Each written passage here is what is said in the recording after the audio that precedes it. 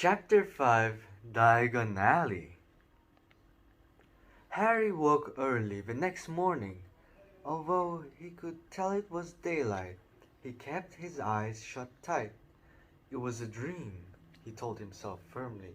I dreamed a giant called Hagrid came to tell me I was going to a school for wizards. When I open my eyes, I'll be at home in my cupboard. There was suddenly a loud tapping noise. And there's Aunt Petunia knocking on the door, Harry thought, his heart sinking. But he still didn't open his eyes. It had been such a good dream. Tap, tap, tap. All right, Harry mumbled. I'm getting up. He sat up and Hagrid's heavy coat fell on him. The hut was full of sunlight. The storm was over. Hagrid himself was asleep on the sofa, and there was an owl rapping its claw on the window, a newspaper held in its beak. Harry scrambled to his feet, so happy he felt as though a large balloon was swelling inside him. He went straight to the window and jerked it open. The owl swooped in and dropped the newspaper on top of Hagrid, who didn't wake up. The owl then fluttered on the floor and began to attack Hagrid's coat. Don't do that! Harry tried to wave the owl out of the way, but it snapped its beak fiercely at him and carried on savaging the coat. Hagrid, said Harry loudly, where's an owl? Pay him, Hagrid grunted into the sofa. What? He wants paying for delivering the paper. Look in the pockets. Hagrid's coat seemed to be made of nothing but pockets. Bunches of keys, locked pellets, balls of string, mint, humbugs, tea bags. Finally, Harry pulled out a handful of strange-looking coins. Give him 5 nuts, said Hagrid sleepily. Nuts? The little bronze ones. Harry counted out 5 little bronze coins, and the owl held out its leg so he could put the money into a small leather pouch tied to it. When it flew off through the open window, Hagrid yawned loudly, sat up and stretched. Best be off, Harry. Lots to do today. Gotta get up to London and buy all your stuff for school. Harry was turning over the wizard's coins and looking at them. He had just thought of something which made him feel as though the happy balloon inside him had got a puncture. Hagrid? Said Hagrid, who was pulling on his huge boots. I haven't got any money, and you heard Uncle Vernon last night. He won't pay for me to go and learn magic. Don't worry about that, said Hagrid, standing up and scratching his head. Do you think your parents didn't leave you anything? But if their house was destroyed, they didn't keep their gold in the house, boy. Nah, first stop for us is Gringotts, Wizard's Bank. Have a sausage, they're not that cold, and I wouldn't say no to a bit, oh yeah, birthday cake, neither. Wizards have banks? Just one, Gringotts, run by goblins. Harry dropped the bit of sausage he was holding. Goblins? Yeah, so we better try and rob it. I'll tell you that. Never mess with goblins, Harry. Gringotts is the safest place in the world for anything you want to keep safe. Except maybe Hogwarts. As a matter of fact, I gotta visit Gringotts anyway for Dumbledore. Hogwarts business. Hagrid drew himself up proudly. He usually gets me to do important stuff for him. Fetching you, getting things from gringos. No, he can trust me, see?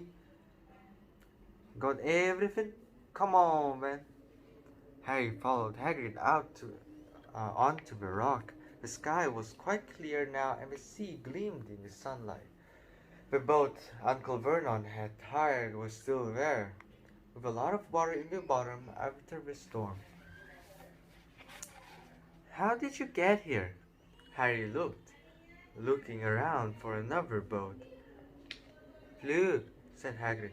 Flew? Yeah, but we'll go back in this. Not supposed to use magic now, I've got ye. They settled down in the boat. Harry still staring at Hagrid, trying to imagine him flying. Seems a shame to rovo, said Hagrid, giving Harry another of his sideways looks. If I was there, speed things up a bit, would you mind not mentioning it at Hogwarts? Of course not, said Harry, eager to see more magic. Hagrid pulled out the pink umbrella again, tapped it twice on the side of the boat, and they sped off towards land. Why would you be mad to try and rob Gringotts? Harry asked. Spells, enchantments, said Hagrid, unfolding his newspaper as he spoke. They say there's dragons guarding the high security vaults, and when ye got to find your way, Gringotts is hundreds of miles under London, see? Deep under the underground. Ye'd die of hunger trying to get out, even if ye did manage to get your hands on Suma. Harry sat and thought about this a while. Hagrid read his newspaper, The Daily Prophet. Harry had learned from Uncle Vernon that people liked to be left alone while they did this, but it was very difficult. He'd never had so many questions in his life. Ministry of Magic messing things up as usual, Hagrid muttered, turning the page. There's a Ministry of Magic? Harry asked before he could stop himself. Course, said Hagrid. They wanted Dumbledore for minister, of course, but he'd never leave Hogwarts. So, old Cornelius Fudge got the job. Bungler if ever there was one. So he pelts Dumbledore with owls every morning, asking for advice. But what does a Ministry of Magic do? Well, their main job is to keep it from the muggles that there still witches and wizards up and down the country. Why? Why? Blimey, Harry. Everyone be wanting magic solutions to their problems. Nah, we're best left alone. At this moment the boat bumped gently into the harbor wall. Hagrid folded up his newspaper and they clambered up the stone steps onto the street. Passers-by stared a lot at Hagrid as they walked through the little town to the station. Harry couldn't blame them. Not only was Hagrid twice as tall as anyone else, he kept pointing at perfectly ordinary things like parking meters and saying loudly, "See that, Harry? Things these muggles dream up, eh?" Hagrid, said Harry, panting a bit as he ran to keep up. Did you say there are dragons at Gringotts? Well, so they say, said Hagrid. Crikey, I'd like a dragon. You'd like one? Wanted one ever since I was a kid. Here we go. They had reached the station. There was a train to London in 5 minutes' time. Hagrid, who didn't understand muggle money, as he called it, gave the notes to Harry so he could buy the tickets. People stared more than ever on the train. Hagrid took up 2 seats and sat knitting what looked like a canary yellow circus tent. Still got your letter, Harry? He asked as he counted stitches. Harry took the parchment envelope out of his pocket. Good, said Hagrid. That's the list there of everything you need. Harry unfolded a second piece of paper he hadn't noticed the night before and read. Hogwarts School of Witchcraft and Wizardry. Uniform. First year students will require 1. 3 sets of plain work robes, black. 2. 1 plain pointed hat, black, for day wear. 3. 1 pair of protective gloves, dragon hide or similar. 4. 1 winter cloak, black, silver fastenings. Please note that all pupils' clothes should carry name tags. Set books. All students should have a copy of each of the following. The Standard Book of Spells, Grade 1 by Miranda Goshaw. A History of Magic by Bathilda Bagshot. Magic Theory by Adalbert Waffling. A Beginner's Guide to Transfiguration by Emmerich Switch. 1000 Magical Herbs and Fungi by Philida Spore. Magical Draughts and Potions by Arsonist Jigger. Fantastic Beasts and Where to Find Them by Newt Scamander. The Dark Forces, A Guide to Self-Protection by Quentin Trimble. Other equipment. 1 wand, 1 cauldron, pewter, standard size 2, 1 set glass or crystal phials, 1 telescope, 1 set brass scales. Students may also bring an owl or a cat or a toad. Parents are reminded that first years are not allowed their own broomsticks. Can we buy all this in London? Harry wondered aloud. If you know where to go, said Hagrid. Harry had never been to London before. Although Hagrid seemed to know where he was going, he was obviously not used to getting there in an ordinary way. He got stuck in the ticket barrier on the Underground and complained loudly that the seats were too small and the trains too slow. I don't know how the Muggles manage without magic, he said as they climbed a broken-down escalator which led up to a bustling road lined with shops. Hagrid was so huge that he parted the crowd easily. All Harry had to do was keep close behind him.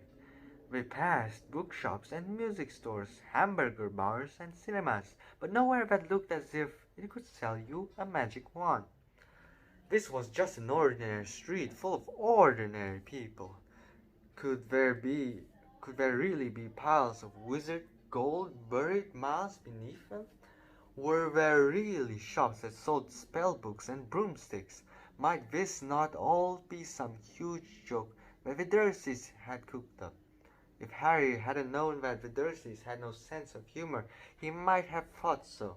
Yet somehow, even though everything Hagrid had told him so far was unbelievable, Harry couldn't help trusting him. This is it, said Hagrid, coming to a halt. The Leaky Cauldron. It's a famous place. It was a tiny, grubby-looking pub. If Hagrid hadn't pointed it out, Harry wouldn't have noticed it was there. The people hurrying by didn't glance at it. Their eyes slid from the big bookshop on one side to the record shop on the other, as if they couldn't see the Leaky Cauldron at all. In fact, Harry had the most peculiar feeling that only he and Hagrid could see it. Before he could mention this, Hagrid had steered him inside. For a famous place, it was very dark and shabby. A few old women were sitting in a corner drinking tiny glasses of sherry. One of them was smoking a long pipe. A little man in a top hat was talking to the old barman, who was quite bald and looked like a gummy walnut. The low buzz of chatter stopped when they walked in. Everyone seemed to know Hagrid. They waved and smiled at him, and the barman reached for a glass, saying, "The usual, Hagrid." "Can't, Tom. I'm on Hogwarts business," said Hagrid, clapping his great hand on Harry's shoulder and making Harry's knees buckle. "Good Lord," said the barman, peering at Harry. Can this be?" The leaky cauldron had suddenly gone completely still and silent. "Bless my soul," he whispered the old barman. "Harry Potter! What an honor!" He hurried out from behind the bar, rushed towards Harry, and seized his hand, tears in his eyes. "Welcome back, Mr. Potter, welcome back." Harry didn't know what to say. Everyone was looking at him.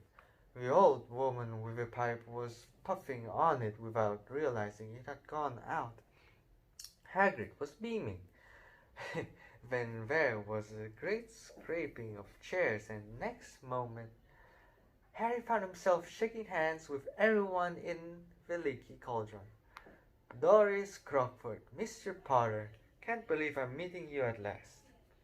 "So proud, Mr. Potter, I'm just so proud. Always wanted to shake your hand. I'm all in a flutter." "Delighted, Mr. Potter. Just can't tell you. Diggle's the name, Daedalus Diggle." "I've seen you before," said Harry, as Diggle's top hat fell off in his excitement. "You bowed to me once in a shop." "He remembers!" cried Daedalus Diggle, looking around at everyone. "Did you hear that? He remembers me!" Harry shook hands again and again. Doris Crockford kept coming back for more. A pale young man made his way forward very nervously. One of his eyes was twitching. "Professor Quirrell," said Hagrid. "Harry, Professor Quirrell will be one of your teachers at Hogwarts." "Potter," stammered Professor Quirrell, grasping Harry's hand. "Can't tell you how pleased I am to meet you." "What sort of magic do you teach, Professor Quirrell?" The defense against the dark arts," muttered Professor Quirrell, as though he'd rather not think about it. Not that you need it, eh, Potter?" He laughed nervously. "You'll be getting all your equipment, I suppose? I've got to pick up a new book on vampires myself." He looked terrified at the very thought. But the others wouldn't let Professor Quirrell keep Harry to himself. It took almost 10 minutes to get away from them at all. At last Hagrid managed to make himself heard over the babble. "Must get on, lots to buy. Come on, Harry." Doris Crockford shook Harry's hand one last time, and Hagrid led them through the bar and out into a small walled courtyard, where there was nothing but a dustbin and a few weeds. Hagrid grinned at Harry. "Told you, didn't I? Told you was famous. Even Professor Quirrell was trembling to meet you. Mind you, he's usually trembling. Is he always that nervous?" "Oh, yeah. Poor bloke, brilliant mind. He was fine while he was studying out of books, but then he took a year off to get some first-hand experience. They say he met vampires in the Black Forest, and there was a nasty bit of trouble with a hag. Never been the same since. Scared of his students, scared of his own subject. Now, where is me umbrella?" Vampires? Hags? Harry's head was swimming. Hagrid, meanwhile, was counting bricks in the wall above the dustbin. "3 up, 2 across," he muttered. "Right. Stand back, Harry." He tapped the wall 3 times with the point of his umbrella. The brick he had touched quivered. It wriggled in the middle. A small hole appeared. It grew wider and wider. A second later, they were facing an archway large enough even for Hagrid, an archway onto a cobbled street, which twisted and turned out of sight. "Welcome," said Hagrid, "to Diagon Alley." He grinned at Harry's amazement. They stepped through the archway. Harry looked quickly over his shoulder and saw the archway shrink instantly back into a solid wall. The sun shone brightly on a stack of cauldrons outside the nearest shop. Cauldrons, all sizes, copper, brass, pewter, silver, self-stirring, collapsible, and a sign hanging over her. "Yeah, you'll be needing one," said Hagrid. "But we gotta get your money first." Harry wished he had about 8 more eyes. He turned his head in every direction as they walked up the street, trying to look at everything at once. The shops, the things outside them, the people doing their shopping. A plump woman outside apothecary's was shaking her head as they passed, saying, "Dragons, dragon liver, 16 sickles an ounce, they're mad." A low, soft hooting came from a dark shop with a sign saying "Ilops Al Emporium," tawny, screech, barn brown, and snowy. Several boys of about Harry's age had their noses pressed against a window with broomsticks in it. "Look," Harry heard one of them say, "the new Nimbus 2000, fastest ever." There were shops selling robes, shops selling telescopes, and strange silver instruments Harry had never seen before. Windows stacked with barrels of bats' spleens and eels' eyes. Tottering piles of spell books, quills, and rolls of parchment. Potion bottles, globes of the moon. "Gringotts," said Hagrid. They had reached a snowy white building which towered over the other little shops. Standing beside its burnished bronze doors, wearing a uniform of scarlet and gold, was... "Yeah, that's a goblin," said Hagrid, quietly as they walked up the white stone steps towards him. The goblin was about a head shorter than Harry. He had a swarthy, clever face, a pointed beard, and Harry noticed every long fingers and feet. He bowed as they walked inside. Now they were facing a second pair of doors, silver this time, with words engraved upon them. "Enter, stranger, but take heed of what awaits the sin of greed. For those who take but do not earn must pay most dearly in their turn. So if you seek beneath our floors a treasure that was never yours, thief, you have been warned, beware of finding more than treasure here." "Like I said, you'd me matter try and rob it," said Hagrid. A pair of goblins bowed them through the silver doors, and they were in a vast marble hall. About 100 more goblins were sitting on high stools behind a long counter, scribbling in large ledgers, weighing coins out on brass scales, examining precious stones through eyeglasses. There were too many doors to count leading off the hall, and yet more goblins were showing people in and out of it. Hagrid and Harry made for the counter. "Morning," said Hagrid to a free goblin. "We've come to take some money out of Mr. Harry Potter's safe." "You have his key, sir?" "Got it here somewhere," said Hagrid, and he started emptying the pockets onto the counter, scattering a handful of moldy dog biscuits over the goblin's book of numbers. The goblin wrinkled his nose. Harry watched the goblin on the right, weighing a pile of rubies as big as glowing coals. "Got it," said Hagrid at last, holding up a tiny golden key. The goblin looked at it closely. "That seems to be in order. And I've also got a letter here from Professor Dumbledore," said Hagrid importantly, throwing out in his chest.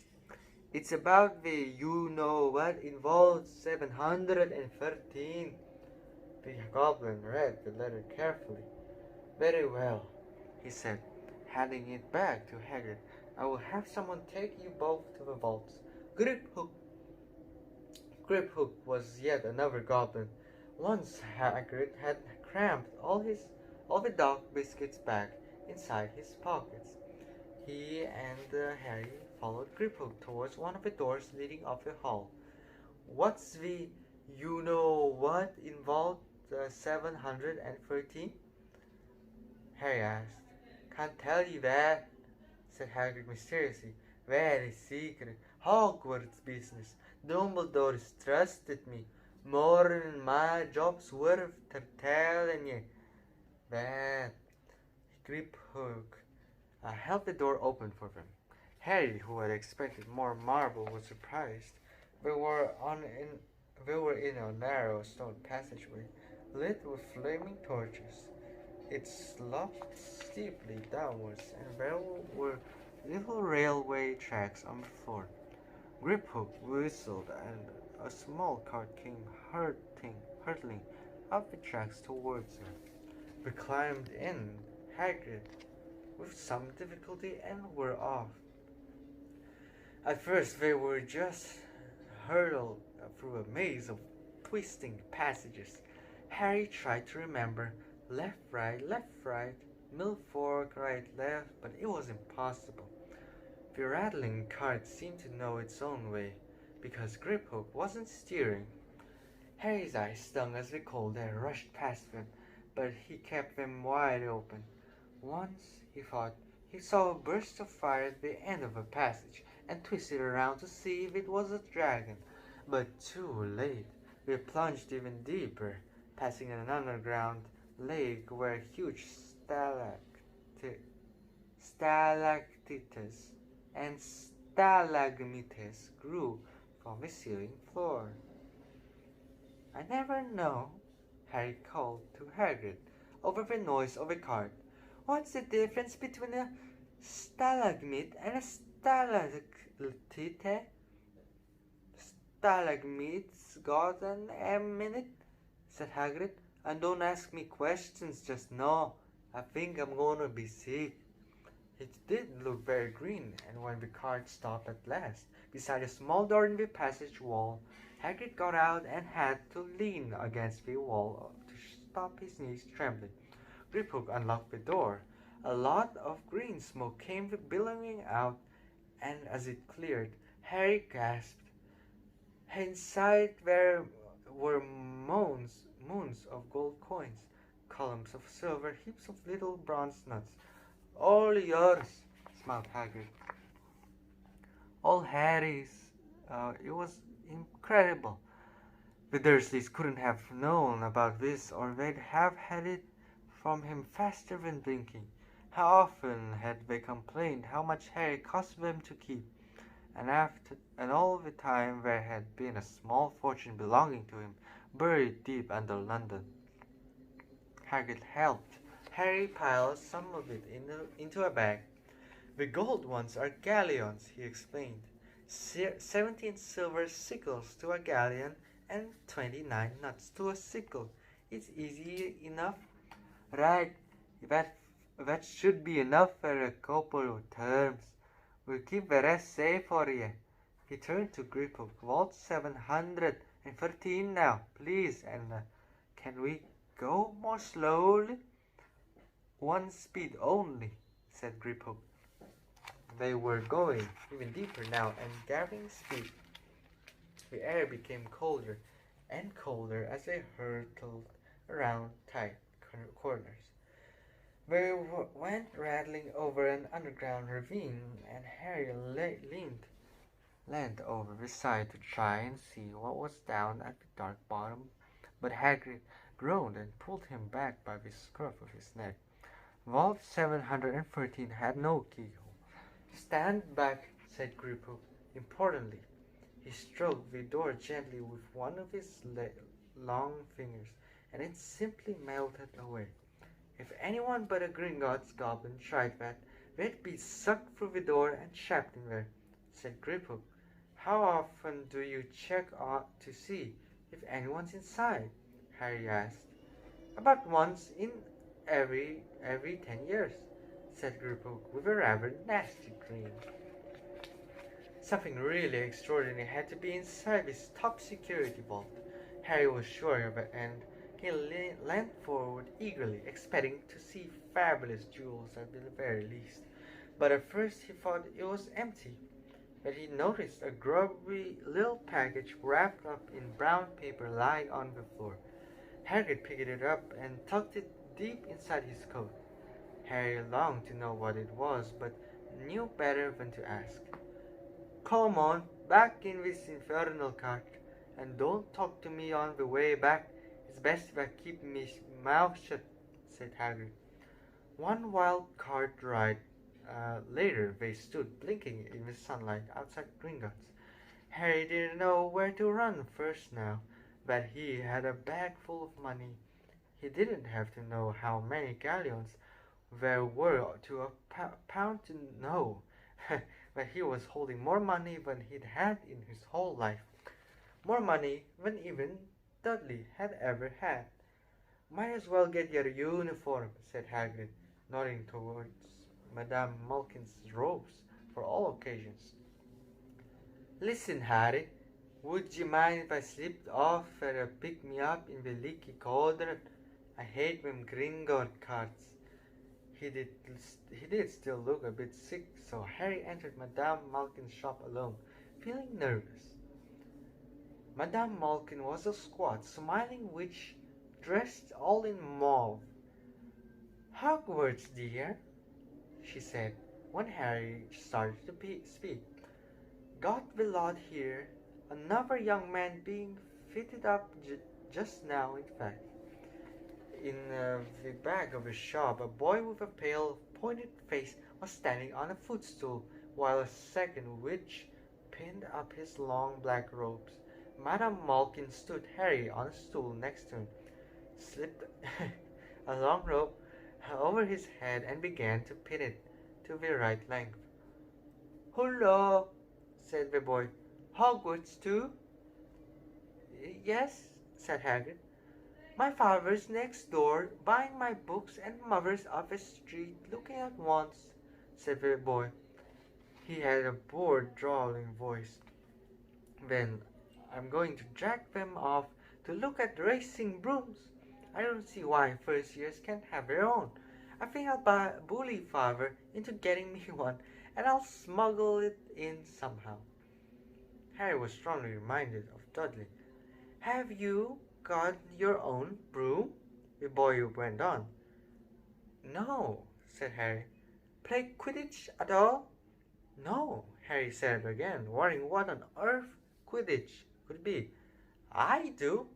Father says it's a crime if I'm not picked up to play for my house. And I must say I agree. Know what house you'll be in yet?" "No," said Hagrid, feeling more stupid by the minute. "Well, no one really knows until they get there, do they? But I know I'll be in Slytherin. All our family have been.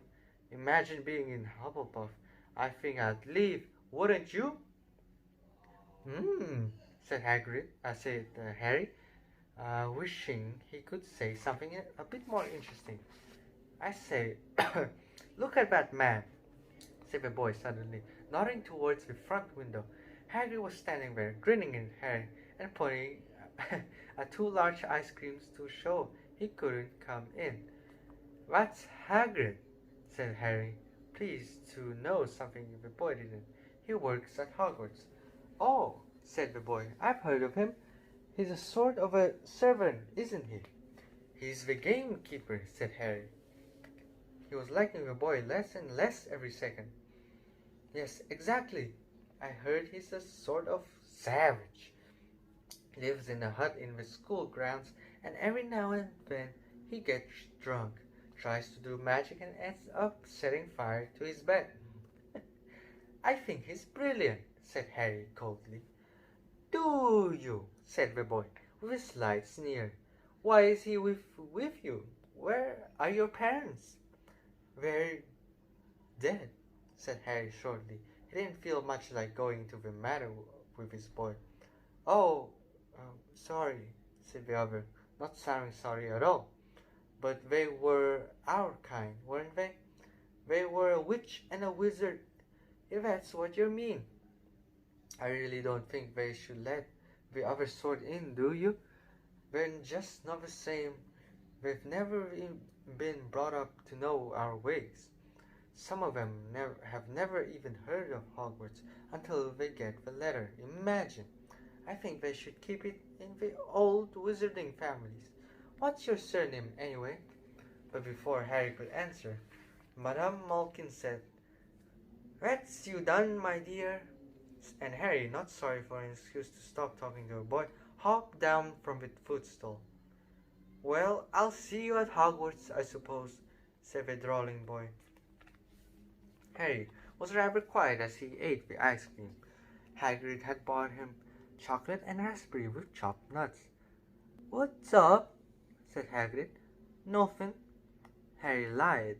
They stopped to buy parchment and quills.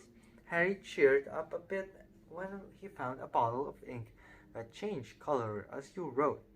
When they had left the shop, he said, "Hagrid, what's Quidditch?" "Blimey, Harry, I keep forgetting how little you know. Not knowing about Quidditch."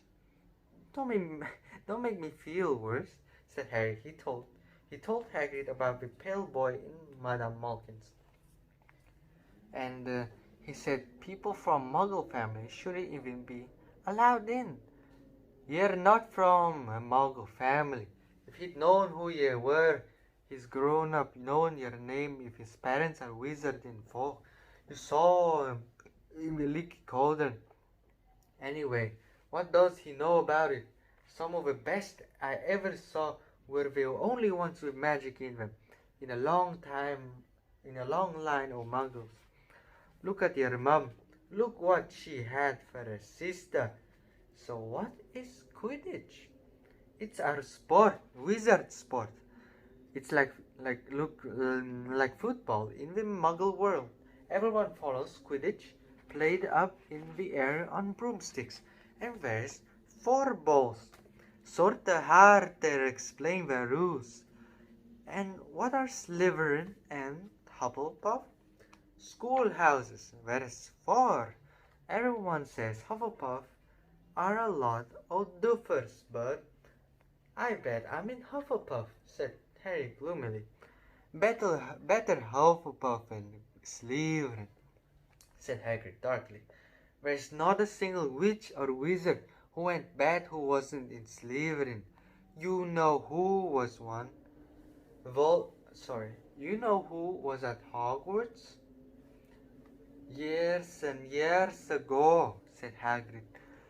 They bought Harry's school books in a shop called Flourish and Blots, where the shelves were stacked up to the ceiling with books as large as paving stones bound in leather, books the size of postage stamps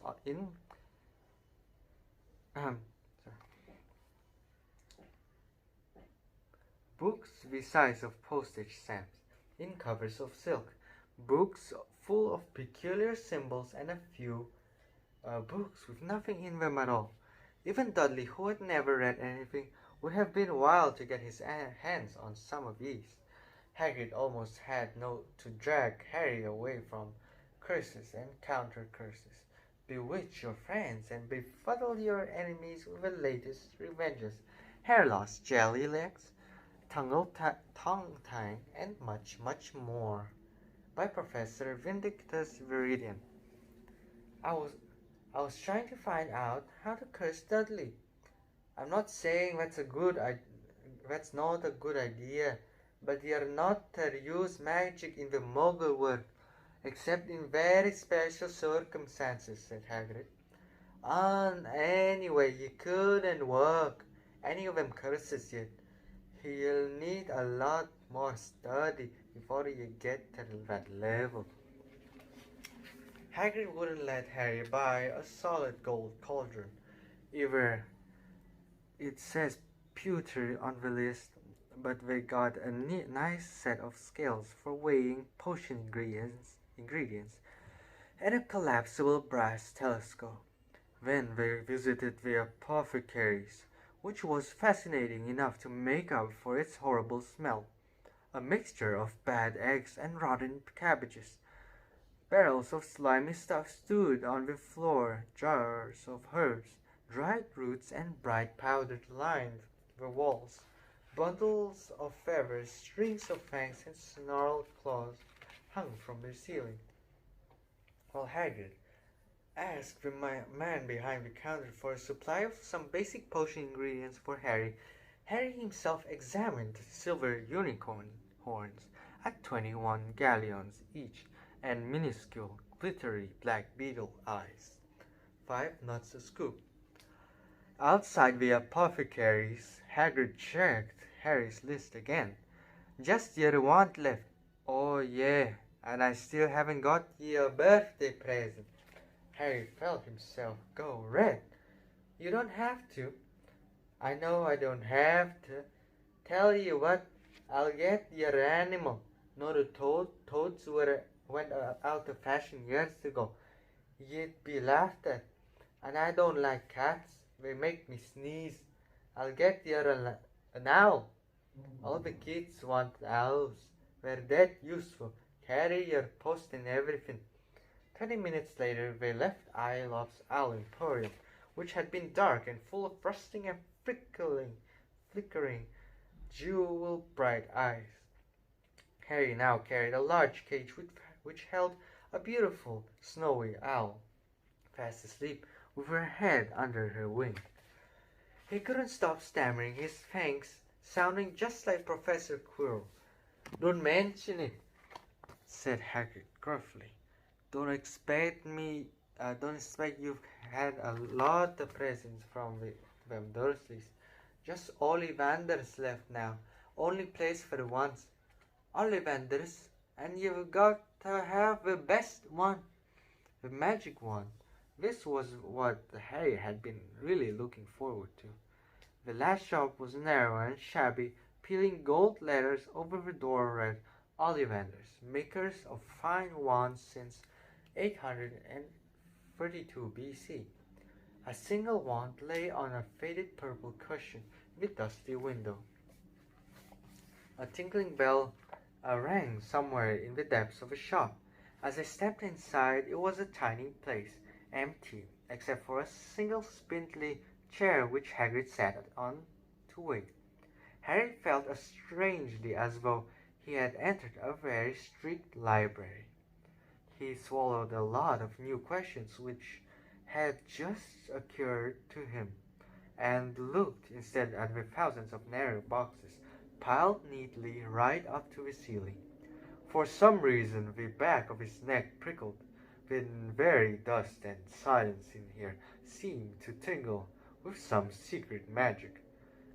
"Good afternoon," said a soft voice. Harry jumped. Hagrid must have jumped, too, because there was a loud crunching noise, and he got quickly off his spindly chair. An old man was standing before them, his wide, pale eyes shining like moons through the gloom of the shop. "Hello," said Harry awkwardly. "Ah, yes," said the man. "Yes, yes. I thought I'd be seeing you soon. Harry Potter." It wasn't a question. "You have your mother's eyes. It seems only yesterday she was in here herself, buying her first wand. 10 1/4 inches long, swishy, made of willow. Nice wand for a charm work." Mr. Ollivander moved closer to Harry. Harry wished he would blink. Those silvery eyes were a bit creepy. "Your father, on the other hand, favored a mahogany wand, 11 inches, pliable, a little more power, and excellent for transfiguration." "Well, I say your father favored it. It's really the one that chooses the wizard, of course." Mr. Ollivander had come so close that he and Harry were almost nose to nose. Harry could see himself reflected in those misty eyes. "And that's where—" Mr. Ollivander touched the lightning scar on Harry's forehead with a long white finger. "I'm sorry to say I sold the one that did it," he said softly. 13 1/2 inches. You powerful wand. Very powerful and in the wrong hands. Well, if I'd known what that wand was going out into the world to do." He shook his head and then, to Harry's relief, spotted Hagrid. Rubius, Rubius Hagrid, how nice to see you again. Oh, 16 inches. Rather bendy, wasn't it? It was, sir, yes, said Hagrid. Good one, that one. But I suppose they snapped it in half when you got expelled, said Mr. Ollivander, suddenly stern. Yes, they did, yes, said Hagrid, shuffling his feet. I've still got the pieces, though, he added brightly. But you don't use them? Said Mr. Ollivander sharply. Oh, no, sir, said Hagrid quickly. Harry noticed he gripped up his pink umbrella very tightly as he spoke. Said Mr. Ollivander, giving Hagrid a piercing look. Well now, Mr. Potter, let me see. He pulled a long tape measure with silver markings out of his pocket. Which is your wand hand? Well, I'm right-handed, said Harry. Hold out your arm. That's it. He measured Harry from shoulder to finger, then wrist to elbow, shoulder to floor, knee to armpit, and round his head. As he measured, he said, Every Ollivander wand has a core of a powerful magic substance, Mr. Potter. We use unicorn hairs, phoenix tails, feathers, and the heartstrings of dragons. No two Ollivander wands are the same, just as no two unicorns, dragons, or phoenixes are quite the same. And of course, you will get such good results with another wizard's wand. Harry suddenly realized that the tape measure, which was measuring between his nostrils, was doing this on its own. Mr. Ollivander was flitting around the shelves, taking down boxes. That will do, he said, and the tape measure crumpled into a heap on the floor. Right then, Mr. Potter, try this one. Beechwood and dragon heartstring, 9 inches, nice and flexible. Just take it and give it a wave. Harry took the wand and, feeling foolish, waved it around a bit, but Mr. Ollivander snatched it out of his hand almost at once. Maple and phoenix feather, 7 inches, quite whippy. Harry tried, but he had hardly raised the wand when it too was snatched back by Mr. Ollivander. No, no. Here, ebony and unicorn hair, 8.5 inches, springy. Go on, try it out. Harry tried and tried. He had no idea what Mr. Ollivander was waiting for. The pile of tried wands was mounting higher and higher on the spindly chair, but the more wands Mr. Ollivander pulled out of the shelves, the happier he seemed to become. Tricky customer, eh? Not to worry. We'll find the perfect match here somewhere. I wonder now. Yes, why not? Unusual combination. Holly and phoenix feather, 11 inches, nice and supple. Harry took the wand. He felt a sudden warmth in his fingers. He raised the wand above his head, brought it swishing down the dusty air, and a stream of red and gold sparks shot from the end like a firework, throwing dancing spots of light onto the walls. Hagrid whooped and clapped, and Mr. Ollivander cried, Oh, bravo! Yes, indeed, oh, very good. Well. How curious, how very curious. Sorry, said Harry. But what's curious? Mr. Ollivander fixed Harry with his pale stare. I remember every one I've ever sold, Mr. Potter, every single one. It so happens that the phoenix whose tail feather is in your wand gave another feather, just one other.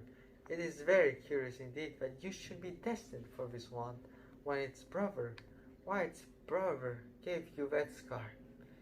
Harry swallowed. Yes, 13.5 inches. You curious indeed how these things happen.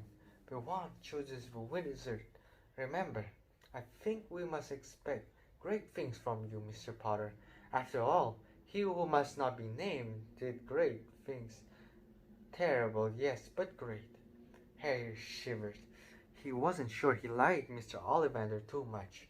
He paid 7 gold galleons for his wand, and Mr. Ollivander bowed them from his shop. The late afternoon sun hung low in the sky as Harry and Hagrid made their way back down Diagon Alley, back through the wall, back through the leaky cauldron, now empty. Harry didn't speak at all as they walked down the road. He didn't even notice how much people were gawping at them on the underground, laden as they were in their funny-shaped packages, with their sleeping snowing out on Harry's lap. Up another escalator out into Paddington Station, Harry only realized where they were when Hagrid tapped him on the shoulder. "Got time for a bite to eat before your train leaves," he said. He bought Harry a hamburger and they sat down on plastic seats to eat them. Harry kept looking around. Everything looked so strange somehow. "You all right, Harry?" "You're very quiet," said Hagrid. Harry wasn't sure he could explain. He'd just had the best birthday of his life, and yet he chewed his hamburger trying to find the words. "Everyone thinks I'm special," he said at last. "All those people in the leaky cauldron, Professor Quirrell, Mr. Ollivander, but I don't know anything about magic at all. How can they expect great things? I'm famous and I can't even remember what I'm famous for. I don't know what happened when the night my parents died." Hagrid leant across the table. Behind the wild beard and eyebrows he wore a very kind smile. "Don't you worry, Harry. You'll learn fast enough.